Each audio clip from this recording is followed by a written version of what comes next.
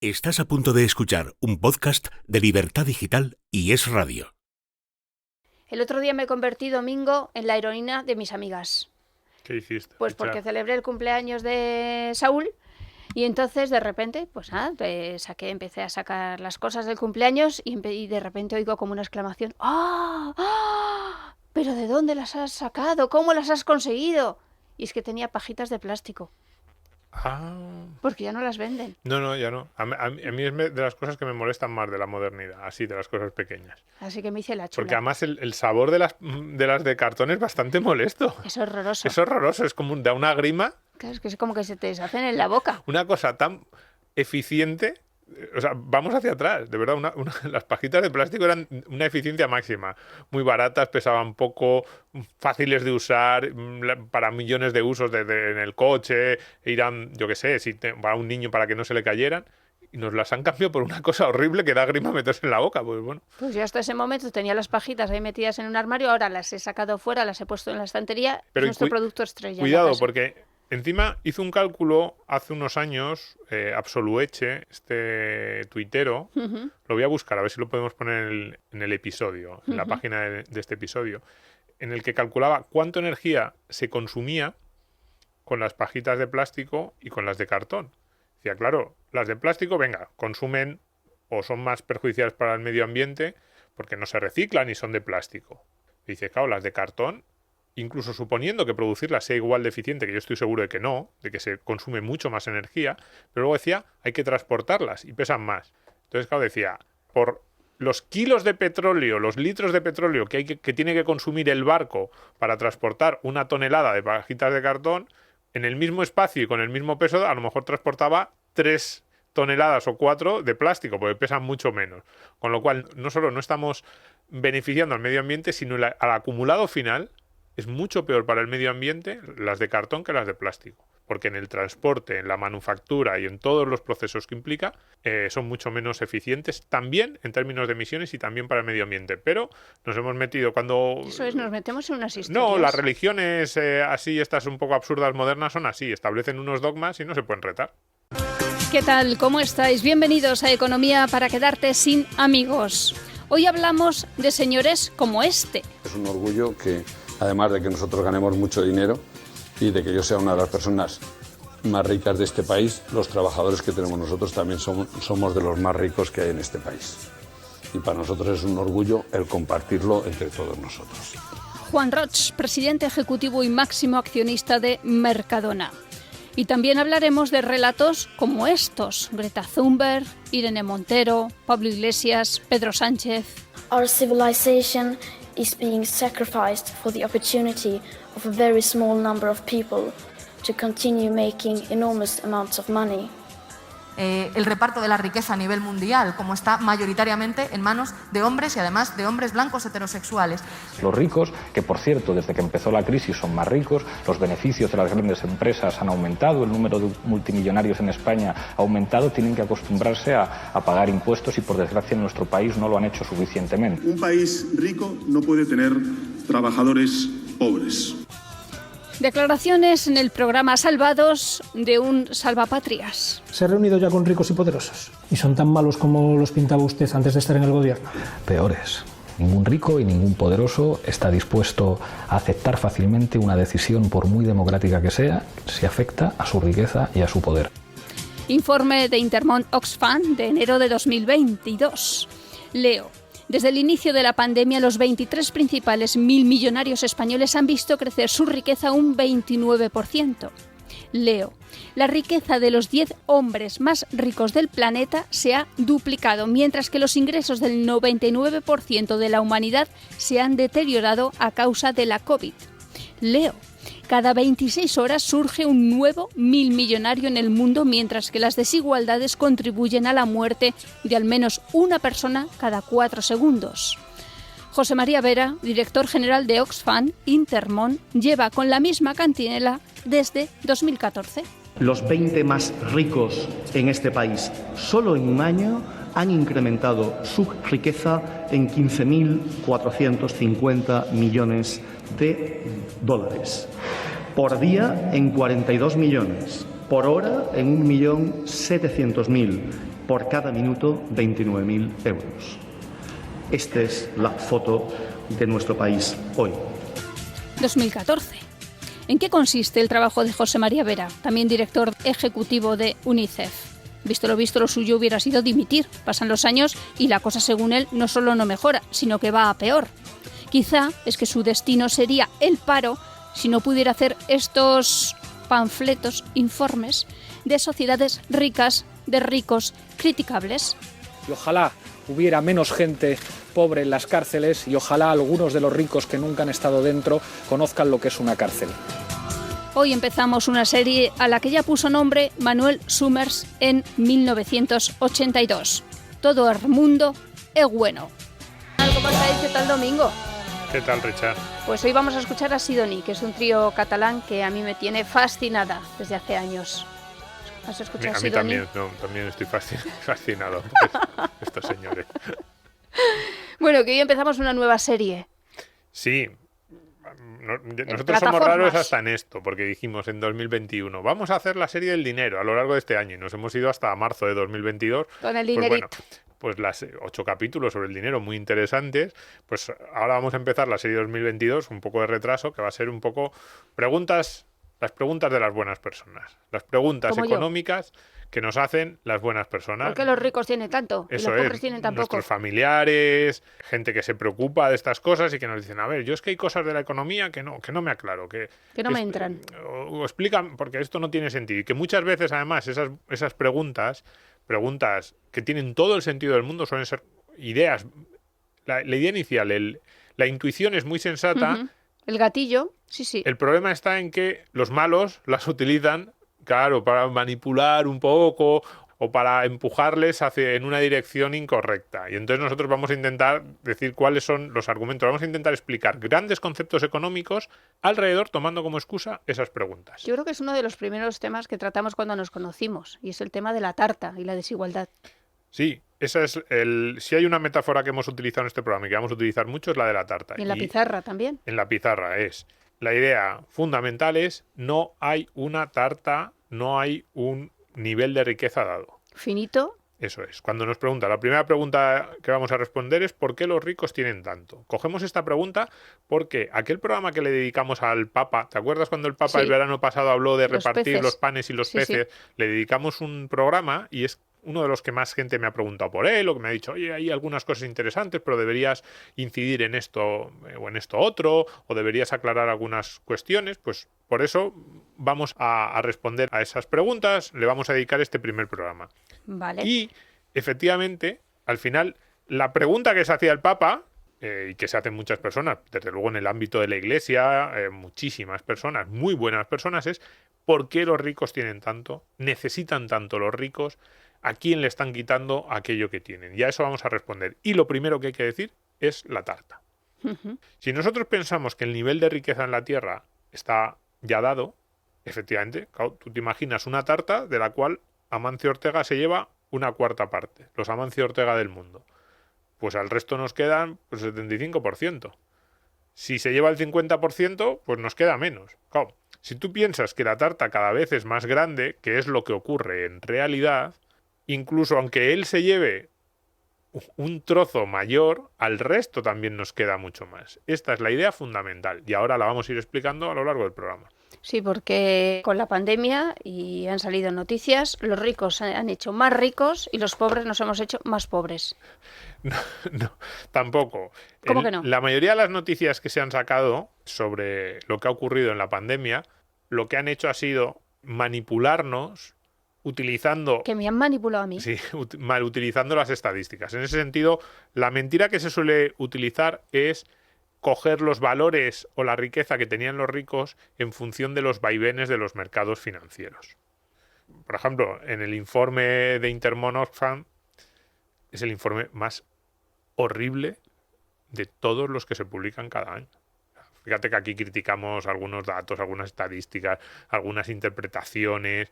Ningún informe, ningún informe oficial, ningún ministerio saca nada tan horrible, tan equivocado y equívoco, y tan manipulado como lo que saca Intermón Oxfam cada año. Entonces, en uno de los últimos lo que hacía era comparar cómo había evolucionado la riqueza de los ricos desde marzo de 2020 hasta un par de años más tarde. Eso es. O un año o 2 años más tarde.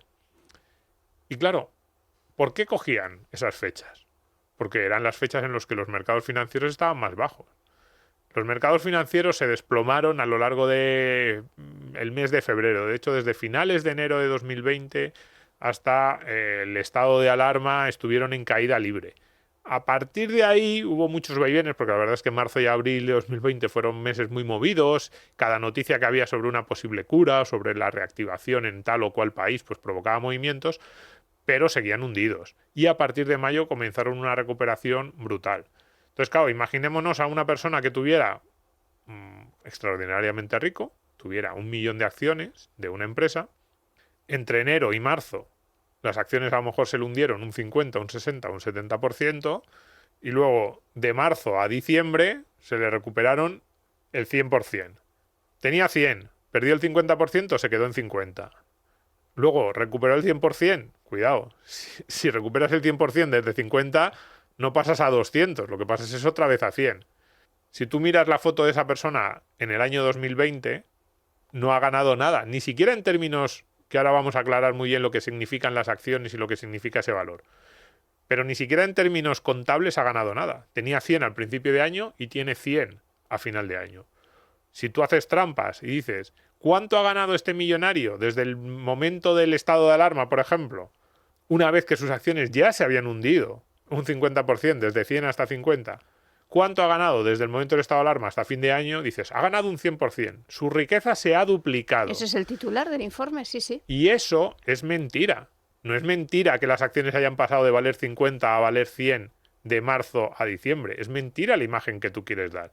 Porque estás escogiendo las fechas de forma torticera para no explicar la realidad. Y la realidad es que las acciones se habían hundido desde enero hasta marzo de forma muy pronunciada y que en la mayoría de los casos lo único que han hecho ha sido recuperar los niveles prepandemia. Claro, dicen, no, y los trabajadores, en la mayoría de los casos también, los trabajadores no habían visto afectados sus ingresos en enero y marzo, cuando empezaron a ver afectados sus ingresos fueron en marzo, abril, mayo. Esa es la realidad. Pero claro, es una realidad que da para un titular menos jugoso que el que nos plantean. Y con todo y ello, todos los medios de comunicación se han hecho eco. La mayoría lo siguen repitiendo año tras año, incluso aunque año tras año sabemos que es el peor informe que se publica en la prensa española. ¿Tú crees que merece la pena, Domingo, que expliquemos otra vez qué es la riqueza? Un poco sí. Un poco sí. De hecho, yo, además esto a mí no me viene mal. Me sirve porque en mis clases, ¿verdad? En mis clases en la Marroquín he dado...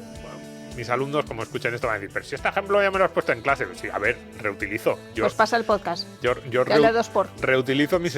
yo soy sostenible también. Reutilizo mis ejemplos en clase y en el podcast. Lo primero, la riqueza. ¿Cómo dibujamos la riqueza, Richard? Si yo te dijera a ti, pues en un medio de comunicación, en un periódico, vamos a hacer un especial este fin de semana sobre la riqueza. Necesito el texto, pues me lo encargas a mí y yo digo, bueno, pues pídele a los grafiqueros, pídele a la gente de ilustraciones que nos haga algo para acompañar el texto. ¿Tú cómo lo harías o qué les pedirías? Claro, la mente se va a billetes, a monedas, a marcas de lujo, a yates. Eso es. El otro día mis alumnos me decían una montaña de oro. Una claro, montaña de oro encima de la cual está un señor muy rico. Y es verdad.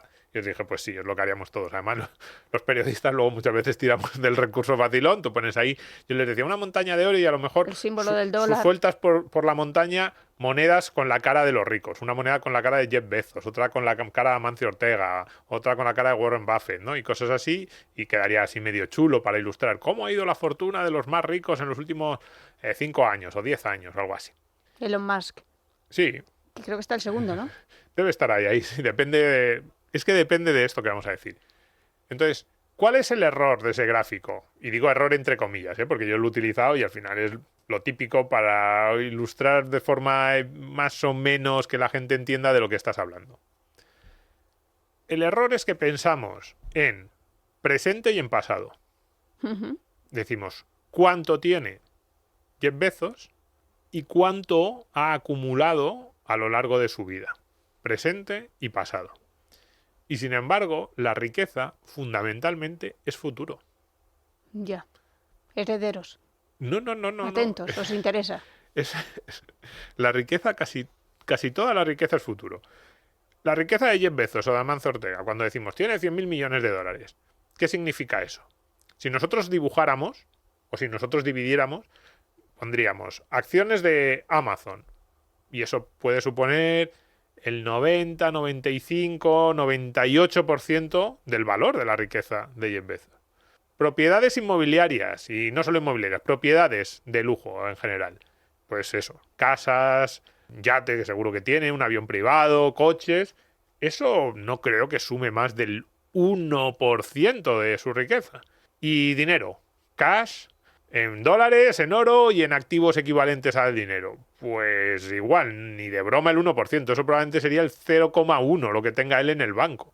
Entonces, claro, si nosotros quisiéramos dibujar con precisión la riqueza de Jeff Bezos, tendríamos que dibujar muchas acciones de Amazon y de otras empresas, seguro que es accionista de otras empresas, activos financieros, una pequeñita parte, muy pequeña, de activos reales, pues tipo casas, coches, barcos, yates, etcétera. La expresión de la riqueza. La expresión, y luego una minimísima, que casi no nos saldría en el gráfico, que sería dinero. Que al final, sin embargo, es con lo que lo dibujamos todo. Y dices, bueno, claro, pero es que las acciones se expresan en términos de dinero. Lo que hacemos es valorar cuánto cuestan en el mercado esas acciones. ¿Y cuánto pueden costar en el futuro? ¿No? No. Ahí voy. O sea, que mañana no se van a hundir. Eso, o sí, ahí voy. ¿Por qué digo que la riqueza es futuro? ¿Por qué las acciones de Amazon valen lo que valen? Porque mañana van a valer eso. ¿Y por qué Porque van es un negocio estable. Exactamente. ¿Y por qué van a valer mañana eso? Porque la gente va a seguir comprando en Amazon. Exacto, pero cuidado. Cuando digo la gente, digo yo. No, pero lo que ha hecho Jeff Bezos en el pasado no sirve absolutamente de nada a la hora de valorar las acciones de Amazon. Sirve como no sirve entre comillas, sirve como indicador, sirve como pista, sirve a veces como prueba de lo que va a hacer en el futuro. Todo esto lo vemos más en Tu dinero nunca duerme que aquí. Cuando hablamos de los ratios que miran los inversores, como el PER, ¿no? Sí. El precio de la acción en función de sus beneficios. Los beneficios futuros, no los pasados. Cuando compramos una acción, lo que hacemos es decir, cuando decimos, ¿está barata o está cara una acción? Si decimos que está cara, es porque nos obligan a pagar mucho, bueno, nos obligan no, digamos, el precio de mercado es muy alto en relación a los beneficios que ha tenido este año. Entonces decimos, si nosotros queremos recuperar, si los beneficios han sido 5 y el precio de la acción es 100, decimos que el PER es 20. Beneficios por acción, precio por acción. Decimos, si se repitieran estos beneficios de 5 durante los próximos 20 años, para recuperar nuestra inversión, nosotros necesitaríamos, pues eso, 20 años para llegar a los 100.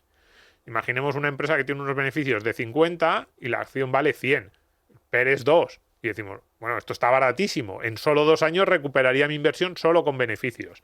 A veces también se incluyen dividendos, hay como muchas métricas. Pero bueno, eso da igual, eso para Tu dinero nunca duerme. Aquí lo que estamos es, ¿qué es la riqueza de Jeff Bezos? ¿Qué significa que esas acciones de Amazon valgan eso? Significa que el mercado estima que en el futuro va a ir dando beneficios con Amazon y que podrán recuperar esa inversión que hacen comprando acciones de Amazon en el futuro. Es decir, la riqueza de Bezos es riqueza no realizada. Es riqueza que se mira hacia adelante. Tú imagínate que mañana alguien descubre que, no sé, unos ingenieros de Amazon han estado trampeando el código, han estado engañando a la gente o incluso han hecho actividades ilegales. Yo qué sé, transporte de drogas o algo así, utilizando el código y utilizando los datos de los clientes de Amazon. Que explota niños o yo qué sé qué. Explota niños, no qué sé. Y el Departamento de Justicia abre una investigación, ocupa las oficinas centrales de Amazon y detiene a Jeff Bezos. ¿Cuánto pasarían a valer esas acciones de Amazon al día siguiente? 0. Pero 0, literalmente pasarían de lo que ahora valgan 1.000 a nada. Porque estimaríamos la empresa va a cerrar. Y todo eso que tiene no valdría nada. Dices, por eso tú decías antes, ¿se evaporaría? Sí, se podría evaporar. Porque la riqueza es una riqueza que se mira hacia el futuro. Es, ¿qué beneficios va a ser capaz de generar esta empresa? a Amazon, Inditex, cualquiera que veamos. Entonces, el 99, y diría casi más, 99,9% de la riqueza de toda esta gente es riqueza hacia el futuro. Bueno, pero ahora son ricos, no son ricos. Domingo. Ahora son ricos en esa expresión contable en la que nosotros decimos, ¿qué es la riqueza? ¿Cómo valoramos esto? Su expresión contable es que son muy ricos, pero son muy ricos por lo que intuimos que serán capaces de producir en el futuro mucho más que por lo que han generado en el pasado. Por tanto, que siguen preocupados. Por supuesto que siguen preocupados. Y como los ricos tampoco duermen tan bien por la noche, pues por eso, por ejemplo, Amancio Ortega sigue comprando edificios. A mí me parece una inversión... Y no solo temas. Me parece una inversión buenísima y muy sofisticada. Sí, ¿por qué? Sí, en ocasiones en la prensa económica o los columnistas así, los de los mercados, hacen como medio, a veces chascarrillos sobre Amancio Ortega, esta imagen que da él un poco así, pues un señor de Galicia, tradicional, que ha sido muy inteligente, pero como un poco sofisticado en términos financieros. Y yo siempre digo, un momento, me parece una lección, lo de ponerse a comprar casas, parece que es una decisión, yendo al fundamento de los activos que tiene Amancio Ortega, inteligentísima. Porque probablemente él tiene, bueno, probablemente no, lo sabemos, tiene una participación muy importante en Inditex, probablemente tiene también participaciones en algunas otras empresas, y ¿qué es lo que hace? Descorrelaciona y se compra un tipo de activo, en este caso inversión inmobiliaria, que en el caso de que pasara algo como ese ejemplo extremo que poníamos hace unos minutos con Amazon, pues en el caso de que pasara algo que no es tan extremo, pero que hiciera, pues yo qué sé, sale un competidor que tiene mucho éxito y Inditex se tiene que poner a cerrar tiendas y esos activos que él tiene, que básicamente son acciones de Inditex, empiezan a perder valor, pues compra cosas que están muy descorrelacionadas, que no tienen demasiado que ver y que podrían soportar bastante situaciones diferentes de mercado. Entonces está diversificando riesgo de una forma, ya digo, yo creo que bastante sofisticada, muy vieja escuela, pero una vieja escuela inteligente, sabe lo que tiene en un lado y en otro y trata de compensar unas cosas con otras. Lo mejor de Amancio Ortega es que se ha dedicado a lo que sabía hacer desde el principio. Sí, que no se ha metido en muchos líos, ni políticos, ni de relaciones públicas, él a lo suyo, a montar una empresa con un sistema de distribución y de logística espectacular. Pero es que eso, de lo que sabemos hacer, es la segunda parte. Primero hemos dicho, la riqueza es futuro. Sí. La riqueza, las cosas valen en función de lo que van a ser capaces de generar a futuro. Y tú a lo mejor estás pensando, no, pero es que eso me estás hablando de las acciones. Me estás hablando de activos financieros. Y yo te digo, no. Incluso los bienes más físicos dependen de los flujos que vayan a ser capaces de generar en el futuro. La riqueza es una variable stock, alguna vez lo hemos dicho, ¿no? Variable stock, esto también mis alumnos están diciendo, ya esté pesado otra vez, pues sí. Variable stock, lo que tenemos en un momento determinado. ¿Cuánto vale mi casa? Variable flujo, lo que ganamos en un periodo de tiempo, entre enero y diciembre. ¿Cuál es mi salario? Pues bien, la riqueza en el sentido de el valor de esos activos que metemos en el balance depende de los flujos que van a poder generar esos activos a futuro. Sin meternos en un tecnicismo, el otro día cuando hablábamos de Bitcoin y salía Taleb, decíamos, es que Taleb no confía mucho en el Bitcoin porque dice que no hay flujos, que el Bitcoin simplemente es lo que es. Cero. Sí, es cierto que hay determinados activos que valen por lo que son. El oro, podríamos hacer una equivalencia, o los bienes de consumo. Tú cuando te compras una camisa no esperas que esa camisa te genere flujo, simplemente es un bien de consumo por el valor de uso. Pero los activos financieros, y así los valoramos nosotros cuando decimos qué es lo que tengo o qué es lo que tienen los súper ricos, valen a futuro, y valen a futuro porque nosotros anticipamos cuál va a ser el valor de esos flujos que van a ir generando a futuro. Y no solo las acciones. Pongamos el caso de una familia que tiene un terreno en Salamanca. Ese terreno lleva en el patrimonio familiar desde hace 200 años. ¿Tiene toros? Podría tener toros, pero venga, si quieres ponemos otra cosa, ponemos cerdos ahí para sacar jamones. Bueno, vale. Tampoco te gusta mucho, es que Richard, Olivas. ese rollo así medio progre ecologista que tienes, es que claro, no me dejas ni poner ejemplos. Agrícola puro, que me sale mejor para el ejemplo. Maíz, trigo, lo que sea. El terreno es el mismo. Imaginémonos que esa familia hace 200 años hubiese hecho su balance familiar, como sabes que yo también aconsejo que hagamos. Sí. ¿Qué valor le habría puesto a ese terreno? En pesetas, que ya había pesetas en el año 1850. Pues le habría puesto un valor en pesetas, pues no muy alto. ¿Qué valor le pondría ahora? En términos reales, descontando la inflación. Pues le pondría un valor muchísimo más alto. ¿Por qué? Porque el valor del año 1850 hubiera sido: ¿qué cosecha sacamos de este terreno cada año? ¿Por cuánto podemos vender la cosecha? Pues si podemos vender la cosecha por 1.000 pesetas del año 1850, pues hubieran dicho: hombre, me han venido a comprar, hombre, yo de este terreno saco una cosecha de 1.000 neto, 1.000 beneficio real al final del ejercicio una vez que has pagado a los trabajadores, 1.000. Pues pedirían 15, 20, 25.000 pesetas, ya más o menos. Ese es un poco el cálculo que se hace siempre, incluso en lo más físico, en un terreno. ¿Por qué ahora el terreno vale más?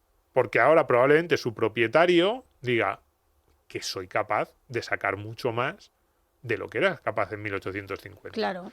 ¿Por qué? Porque ahora en el mismo terreno la cosecha es 10 veces más. Porque le hemos metido fertilizantes, porque tenemos un tractor en vez de hacerlo a mano, porque tenemos técnicas de cultivo, porque a lo mejor el cultivo es diferente. En 1850 a lo mejor plantaban trigo y ahora de repente plantan, yo qué sé, algo que está de moda, quinoa o algo así. Sí, yo qué sé, quinoa. No sé si... Quinoa está muy de moda. No sé si se puede plantar en Salamanca, pero Kombucha, pero es que kombucha es una bebida. O cualquier otra cosa que ahora nos guste más. Yo qué sé, ahora se plantan aguacates. En Salamanca creo que no, pero en Málaga, en Granada, en la zona sur sí creo que se están haciendo. Entonces, el mismo terreno ahora vale 8, 10, 15 o 20 veces más en términos reales. No, quitando la inflación vale 15 o 20 veces más. ¿Por qué? Por la tecnología, y hablamos de tecnología en un sentido amplísimo que le hemos metido. Desde los fertilizantes hasta el tractor, hasta los nuevos cultivos, hasta las nuevas técnicas, utilizamos a lo mejor invernaderos o cosas parecidas. Entonces, cuando tú antes me decías, ¿valemos por lo que sabemos hacer? Sí.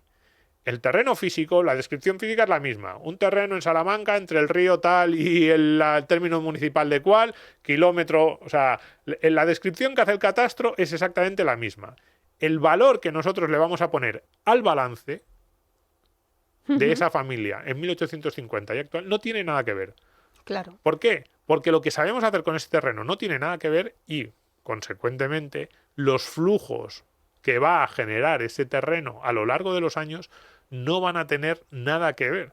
Entonces, precisamente porque valemos lo que sabemos hacer, pensemos en la riqueza, uno, a futuro, y pensemos en la riqueza como las cosas que vamos sabiendo hacer y que vamos sabiendo mejorar. Y ahora viene a lo mejor la contestación a la pregunta: ¿qué tiene eso? ¿Qué implica eso cuando hablamos de la riqueza de los ricos, de los multimillonarios? Pero un rico al final no es el tío Gelito lanzándose en una piscina de monedas. Oye, a lo mejor hay alguno que le divierte. Debe ser un poco incómodo tirarse en una piscina de monedas, pero habrá alguno que lo haga. Bien, pues entonces Amancio Ortega no vale lo que vale por lo que tiene, sino por lo que va a tener en el futuro, que nadie sabe lo que va a tener en el futuro, pero bueno. Y luego me hablas también, Domingo, de un campo de Salamanca con toros. Que podría ser con toros. Vale, y seguimos hablando de la riqueza. Que contablemente ya no tiene nada que ver lo que vale ahora, lo que valía en el pasado, a pesar de que el campo Esto es como una escape room, si te das cuenta. Es un capítulo escape room. A ver dónde acabo. A ver dónde acabas, porque depende ese campo, su valor, de lo que va a ser capaz de generar ese campo en los próximos años. Pues toritos. Pues todo esto se une en esas preguntas que la gente se hace de, pero vale, sí, ya me has contado lo que es la riqueza, pero ¿y por qué los ricos tienen tanto? ¿Por qué tienen tanto? ¿No estaría mejor más repartido? Esto no tiene ningún sentido. ¿De qué le sirve a Amancio Ortega acumular todas las acciones de Inditex, esos 70.000 millones? Pues bien, hay muchísimas cosas que decir sobre eso. Lo primero, como las acciones de Inditex valen lo que valen, por lo que van a ser capaces de generar en el futuro, y también nuestro campo de Salamanca vale lo que vale, por lo que va a ser capaz de generar en el futuro. Por los toretes, sí. Y el activo más físico que nos pensemos, un piso en el barrio de Salamanca de Madrid, vale lo que vale, en parte por lo que sería capaz de generar en el futuro, por ejemplo, en términos de alquiler, si le pusiéramos una renta. Primera consecuencia, quitárselo a su dueño actual no quiere decir que tú lo puedas repartir entre otros. Si esto les ha pasado mucho a los gobiernos. Tienes la tentación de quedártelo. No. Porque las cosas no valen lo mismo una vez que tú se la quitas a su dueño actual. Esto le ha pasado mucho a los gobiernos comunistas.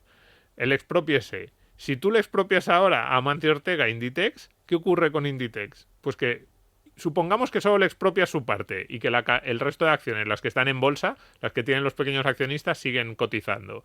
¿Qué ocurriría con el valor de las acciones de Inditex si tú le quitas a Amancio Ortega su parte para hacer una empresa pública? Claro, que dirías, ¿y quién lo lleva ahora? Claro, se desplomaría el valor de esas acciones, del resto de las acciones de Inditex, pero por lo menos a la mitad, y yo creo que bastante más. Algo parecido pasó cuando lo de Isla y Marta Ortega. Un poco pasó eso.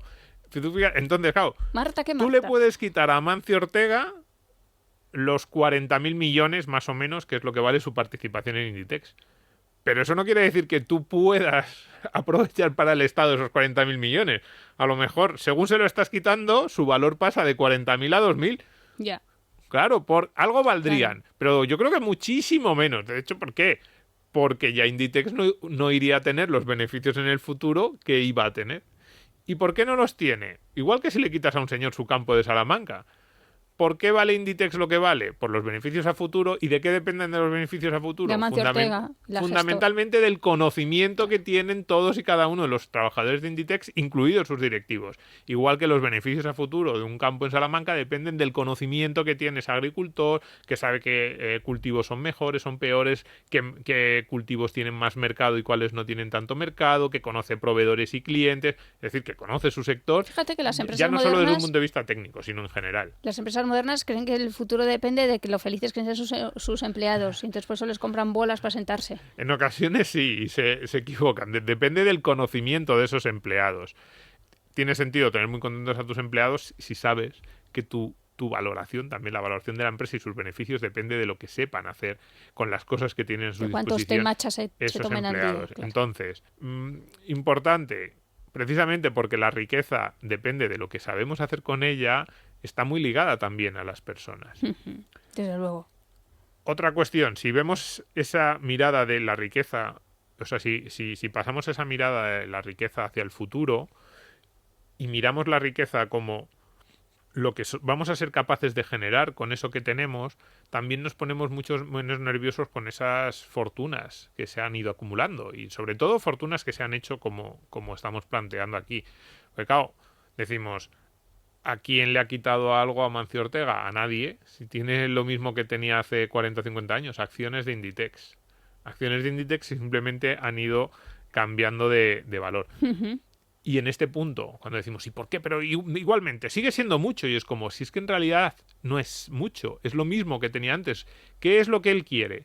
Controlar su empresa. Es decir, el patrimonio, el valor del patrimonio está muy ligado al control de ese patrimonio. Cuando decimos, es que este rico tiene no sé cuántos campos, tiene palacios. Evidentemente, yo sé que le interesa el valor de ese dinero, pero muchas veces lo que más le importa es que por la razón que sea, a veces son razones familiares, históricas, y a veces simplemente porque se ha ido encaprichando, lo que él quiere más es ir mejorando, ir controlando, ir decidiendo él sobre aquellas cosas que forman parte de su patrimonio. Entonces, en el caso de los paquetes accionariales es clarísimo. No, yo no creo que a Amancio Ortega le preocupe mucho si la valoración en bolsa Inditex sube un 15, un 20 o baja muchísimo. Le preocupará por lo que eso indica. Pero si a él le dijeras, no, pongamos que la empresa va perfectamente, pero por las razones que sea cae a la mitad en bolsa. Él te dirá, yo en teoría perdería la mitad de mi patrimonio, pero a mí me daría igual, porque mi patrimonio sigue siendo el mismo, que es un paquete accionarial de control en Inditex que me permite seguir tomando las decisiones sobre la empresa que yo fundé, legársela a mi hija, que sea mi hija la que siga tomando las decisiones en el futuro, y no solo mi hija, sino los directivos, ese equipo que hemos ido creando hasta el último de los trabajadores y que se ha ido creando alrededor de esa estructura. Entonces, patrimonio no solo es un valor contable, es también quién controla cada uno de esos activos, que en la mayoría de los casos son activos que están vivos, que estamos constantemente cambiando. Y luego, por último, una cuestión importante, que es si buena parte de esta riqueza no deriva en parte de la suerte, que puede ser verdad. Pongamos un caso de 10 jovenzuelos que montan una empresa, cada uno de ellos, la lanzan al mercado. Ortega tendría un compañero de otra tienda de batas, ¿no? Pues pongamos que 10 jovenzuelos, el caso más típico, ¿no? 10 chavales montan una empresa en una incubadora de estas de empresa y los 10 lo hacen con buenas ideas y las lanzan al mercado. Y sabemos que solo una de las 10 va a tener éxito, pero no sabemos cuál de las 10 va a tener éxito.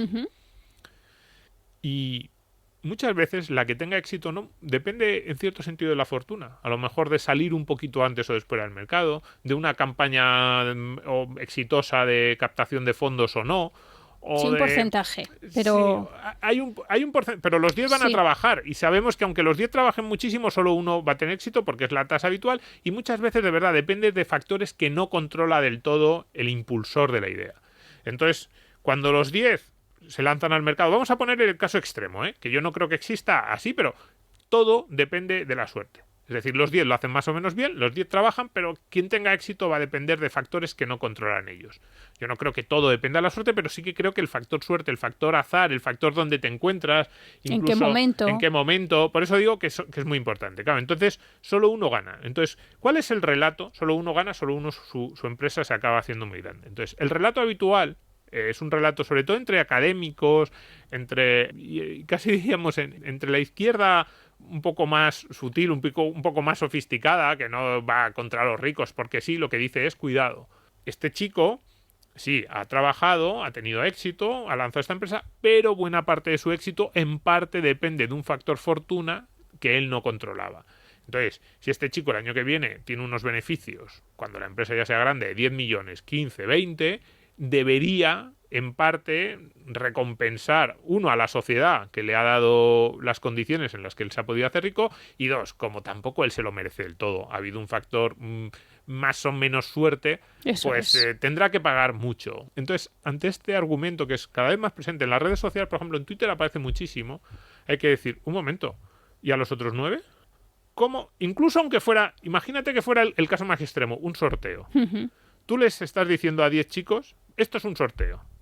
Vais a poner aquí vuestro trabajo, muchas veces vuestro capital y el de vuestras familias. Sabemos que solo uno de los 10 tendrá éxito, de hecho vamos a sortear quién tiene éxito. Si tú hicieras un sorteo así, ¿qué tendrías que darle al ganador del sorteo? Un premio descomunal.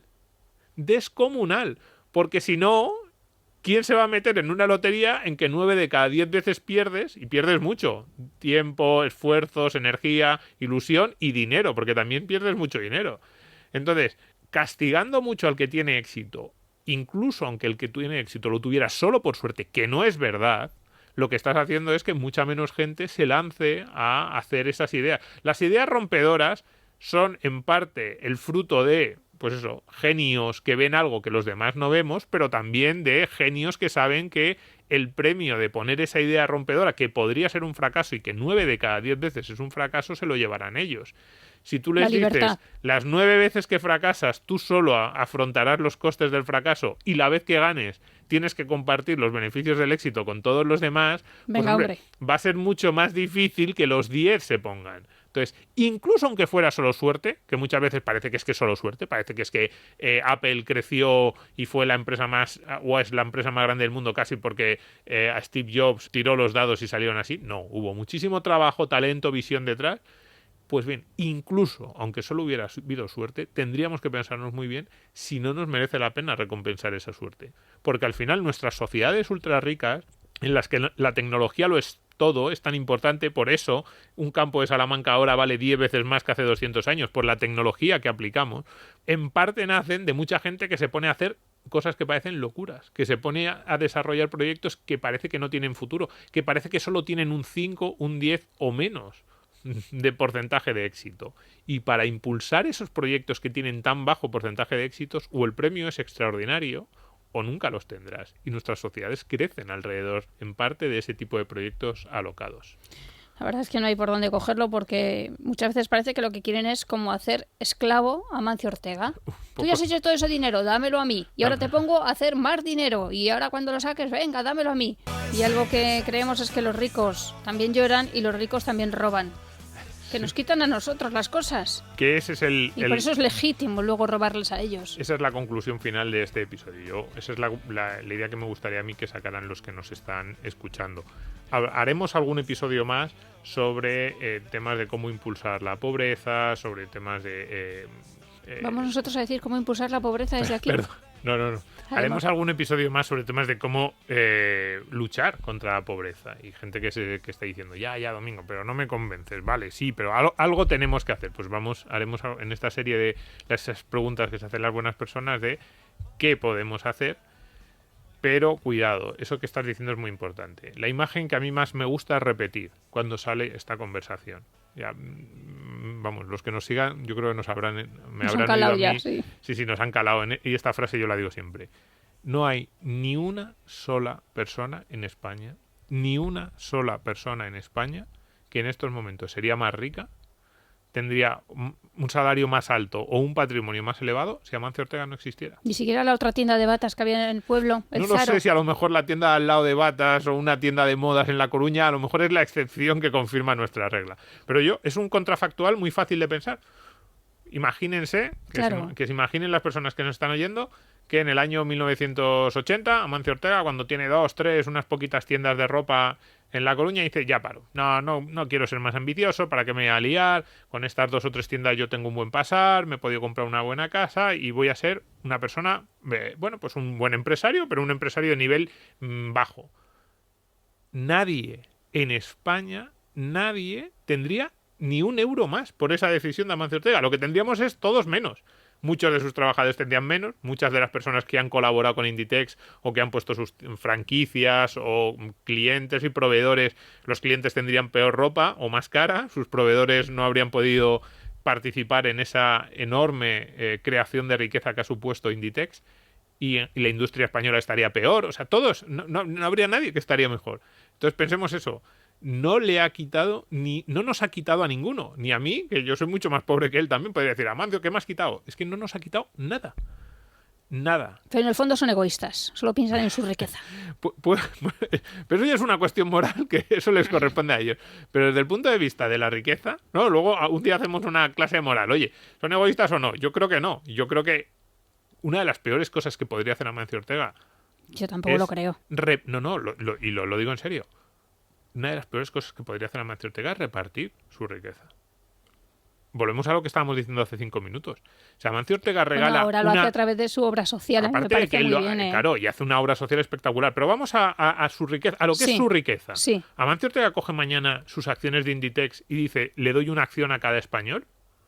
Pues a ver, para echarlo a perder. Lo que ocurriría en el minuto 1 es que esas acciones valdrían la mitad, como decíamos antes, o una cuarta parte de lo que valían antes, y que probablemente estaría echando a perder los frutos de décadas de trabajo. También dependería a ver cómo las vendíamos los españoles. Probablemente entrarían inversores de fuera a tratar de comprarlas y a tratar de mantener la empresa. ¿Y qué harían los inversores de fuera? Tratar de comprar enormes paquetes accionariales de esas que están ya sueltas y decirnos a todos los españoles, vendéndnoslas, que vosotros no vais a ser capaces de organizar la compañía como está ahora mismo, y se va a perder una cantidad enorme de riqueza potencial, la riqueza del futuro. Lo peor que podría hacer Amancio Ortega con su riqueza, con esa, es repartirla. Entonces, ahí no nos engañemos, ¿no? Nadie sería más rico ahora si Amancio Ortega no hubiera existido. Entonces, con esa idea quedémonos que lo que tenemos que hacer es incentivar que la tarta sea cada vez más grande, señalar a los ricos que lo hacen mal, que hay muchos que lo hacen mal y muchas empresas que lo hacen mal, y sobre todo preocuparnos de aquellos que son ricos en juegos de suma cero. Esta expresión que les gusta mucho a los liberales.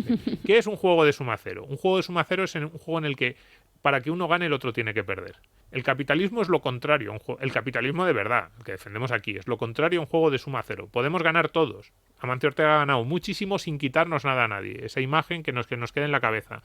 Ha ganado muchísimo dinero en los últimos 50 años sin quitarnos nada a nadie. Un juego de suma cero es la política.